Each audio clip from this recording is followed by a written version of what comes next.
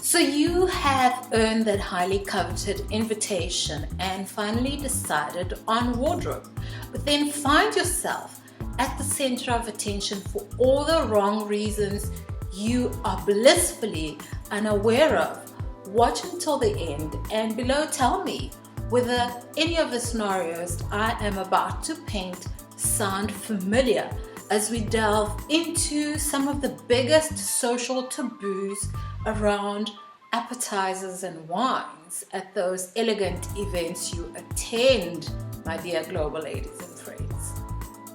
Because as an upwardly mobile female in a global village, a discerning eye for cultural nuance does have bearing on your social capital.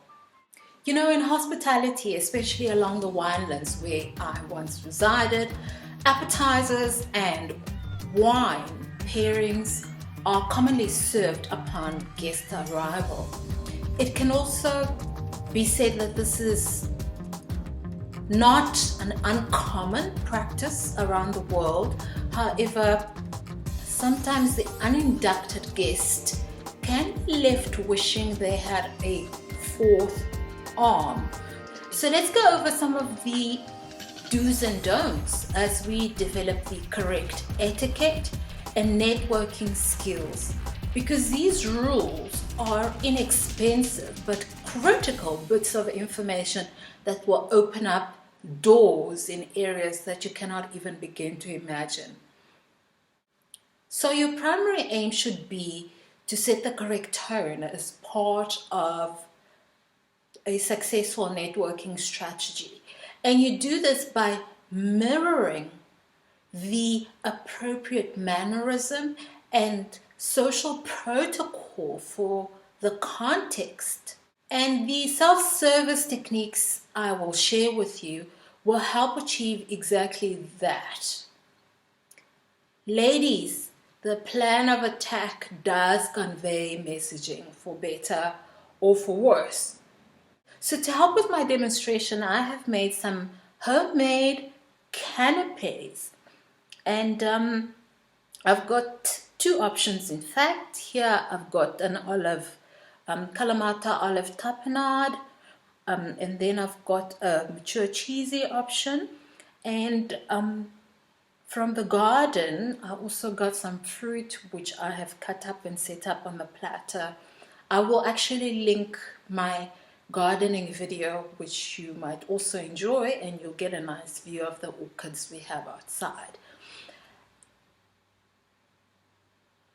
And last but not least, I've got some wine set up as well. And canapes are, of course, just one category from the huge family of appetizers or hors d'oeuvres in French cuisine, or antipasti in Italian cuisine, and petisco in Angolan or Portuguese cuisine. And so the first taboo I want to address is the mispronunciation of the French description, which is hors d'oeuvres with a silent S in the first syllable. The second taboo I want to address is overindulgence of any kind. A little does go a long way, so going in for the kill with both hands while stuffing your mouth is absolutely not recommended. Instead, limiting your portions between 1 to 3 pieces at a time will hold you in good stead. And you can always consider a second helping. And this is the case for both practical and polite reasons. And it leads me to the third taboo, which is around smudges and big messes. Taking small, clean bites are not only indicative of good manners and visual elegance, but they will help you go a long way in minimizing those smudges and big messes. The next huge taboo category I want to speak about is holding the glass correctly. And I've got this empty glass for demonstration purposes. The objective here is to hold your glass at the base or the stem area, this base and stem area. You want to restrict your contact with the glass to this base and stem area, because body temperature does affect the integrity of the wine. So if you have appreciation for winemaking and wine tasting, you will understand the difficulty this also presents when examining the wine. What I've noticed in the market is now you have this introduction of stemless wine glasses,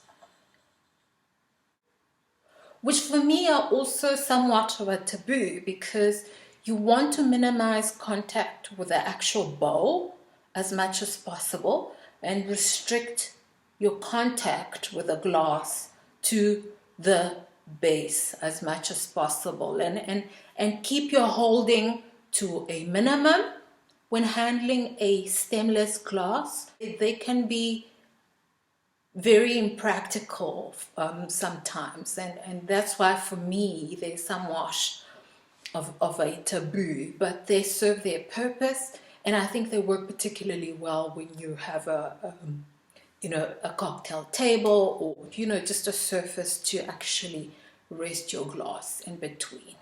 Here are some socially acceptable techniques to use the traditional wine glass. You can use up to 4 fingers, as I'm doing. So your thumb pinches one end of the stem, while the remaining fingers, so that's the remaining 3 fingers, pinch the opposite end.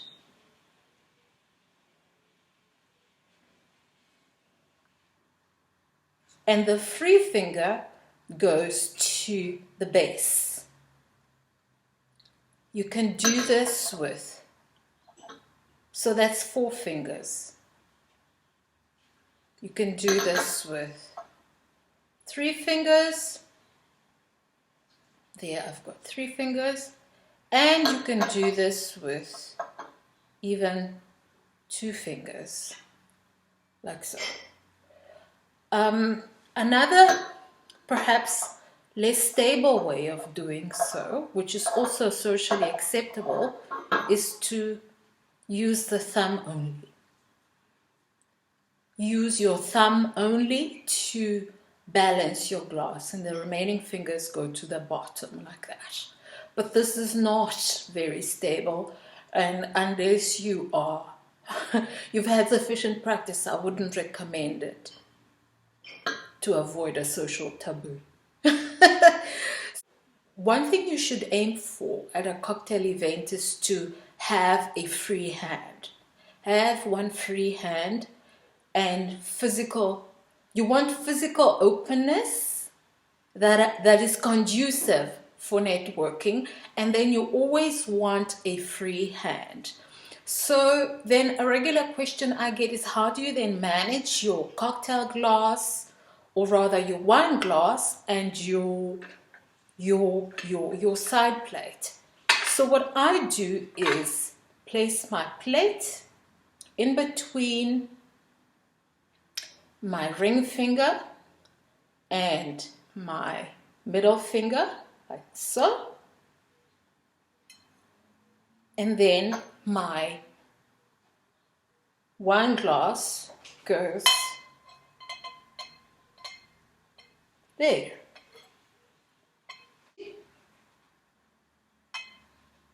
I want to just zoom in and show you, like so. And then this is what you do. You take your sips in between. But when I last checked, retailers are now stocking these miniature appetizer plates that fit directly over the wine glass. and I feel that they're quite handy here. Otherwise, the traditional approach also works. So let's leave it here for today. You can access my comprehensive personal development program for women below, supplemented by these free lifestyle tutorials here on our digital home. Remember to comment, share, and subscribe. You can also browse through the playlist for more. Cheers for now.